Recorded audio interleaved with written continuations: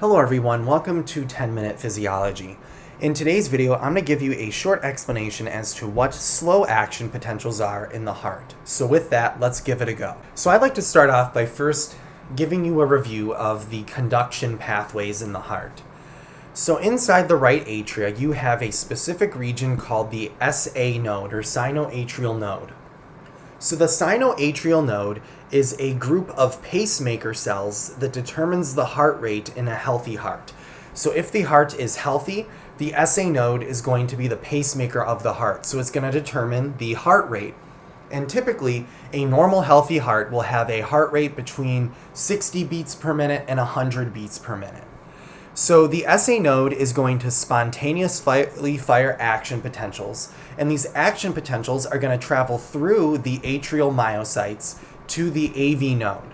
So the AV node is another pacemaker in the heart, but its pacemaking ability is a lot slower than the SA node. So where the SA node has a pacemaker rate of around 60 to 100 beats per minute, the AV node would only produce around 40 to 50 beats per minute. So since the SA node is faster, the SA node is going to determine the heart rate. But at the AV node, the signals are going to travel there, and at the AV node, they're going to basically be paused. And the reason why the signals pause here is because it allows the atria to completely contract, and it allows the ventricles to fill with a lot of blood before they contract and pump blood into the vasculature. So after the signal hits the AV node, the signal is going to travel down the bundle of His into the left and right His bundles. And then from the His bundles, it will travel into specific fibers called Purkinje fibers. So these Purkinje fibers are going to allow the signals to be transduced into the ventricular myocytes, and from there the ventricles will contract. So those are the conduction pathways of the heart. So now that we know what the conduction pathways are, in this video we're going to be focusing on slow action potentials. And slow action potentials are going to be used by pacemaker cells. And therefore, since we're talking about pacemaker cells, this video is largely going to be focusing on how the SA node is going to fire action potentials. So these slow action potentials that we're going to talk about are seen in pacemaker cells. So with that, let's see what a slow action potential looks like. So this right here is a graph showing you the membrane potential of a cardiomyocyte. And on this graph, I am going to draw a slow action potential. So this right here is a slow action potential, and it looks different from a action potential that we see in a neuron. And in this action potential, we are actually going to divide it into 3 phases. The first phase is phase 4, which encompasses this part of the graph. The second phase is called phase 0, and the third phase is called phase 3. Now in this video, we're going to talk about each of these phases individually and how they're produced in the cell. So we're going to start off with phase 4. So what is phase 4 and how do we get it? So in phase 4, we start off in a hyperpolarized state. So we start off in a hyperpolarized state, and this hyperpolarized state means that the cell is relatively negative charged. So the negative charges are actually going to interact with a specific ion channel called the funny channel. So the funny channel is basically a non-selective cation channel that opens in response to negative voltage. So that's why it's called a funny channel, because it opens when the voltage is negative. So when the voltage is negative, the funny channel is going to open, and it's going to allow cations to flow into the cell and therefore cause a depolarization. Now the depolarization that is facilitated by this funny channel is going to be slow, which is why we see a slow rise in depolarization in phase 4. Now we're going to talk about something called the reversal potential of the funny channel. So what is the reversal potential again? So the reversal potential is simply the membrane potential at which an open channel has 0 current traveling through it. So for the funny channel, the reversal potential is going to be negative 30 millivolts. Now recall from that graph that the resting potential is actually very low for a cardiomyocyte. So therefore, when the cell is hyperpolarized, the open funny channel will have a negative current. And a negative current means that positive charge is moving into the cell. So when you have negative current, this means that positive charge is moving into the cell, and this means that the cell is depolarizing. So even though the funny channel opens in a hyperpolarized state, it allows positive charge to flow into the cell and therefore cause a depolarization. So that's what we see in phase 4. So you see that the cell starts at a hyperpolarized state. The funny channels open around here, which then causes a slow depolarization over phase 4 until we get to the threshold. So once we get to the threshold potential, we are at phase 0.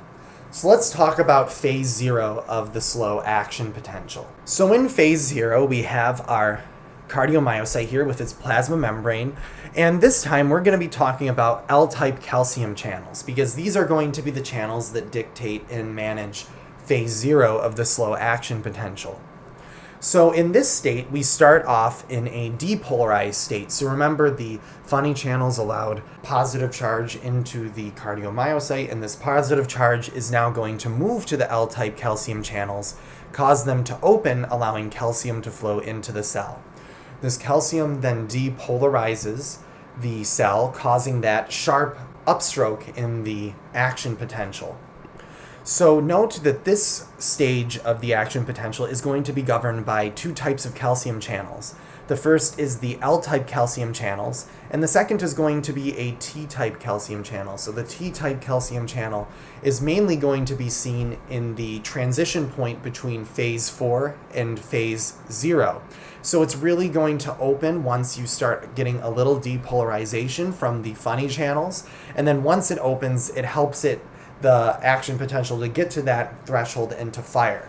So these T-type calcium channels are just there to really help to get the action potential going. Now these L-type calcium channels are going to be regulated by both voltage and calcium calmodulin. So the positive voltage and calcium calmodulin are going to work together to inactivate these channels. So once again, in phase 4, we start off in the hyperpolarized state. The funny channel opens, allowing it to slowly depolarize. Then around here, the T-type calcium channel will open, and the T-type calcium channel will help the cell to get to threshold. And then once it gets to threshold, the T-type calcium channel is going to inactivate. And then the L-type calcium channels will open, causing this huge upstroke in phase 0.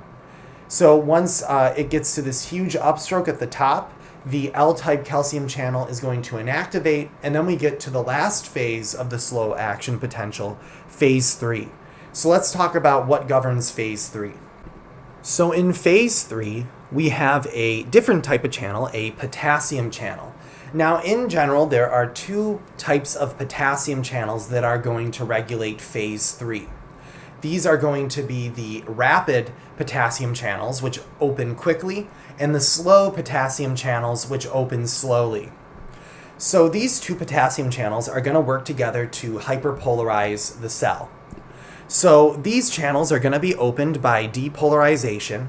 So the depolarization opens these potassium channels, which allows potassium to flow out of the cell into the extracellular fluid. Now, because we're moving positive charges out, this is going to cause the inside of the cell to become more negative. So this negative charge will lead to a hyperpolarization. So both of these potassium channels are going to work together to repolarize or hyperpolarize the cell. So in summary, in phase 4, you have this state, you start off with a state of hyperpolarization, and this opens the funny channels, allowing the cell to slowly depolarize. And at the same time, the potassium channels that opened in phase 3 are going to slowly close. So the result of this funny channel opening and the potassium channels closing allows the cell to slowly depolarize. Now, near the threshold, the T-type calcium channels are going to open, and they're going to help depolarize the cell to the threshold.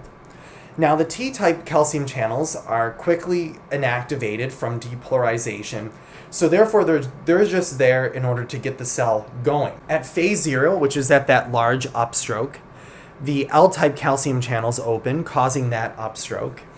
And then at phase 3, you have the opening of the potassium channels and the inactivation of the calcium channels, which then allows the cell to become hyperpolarized.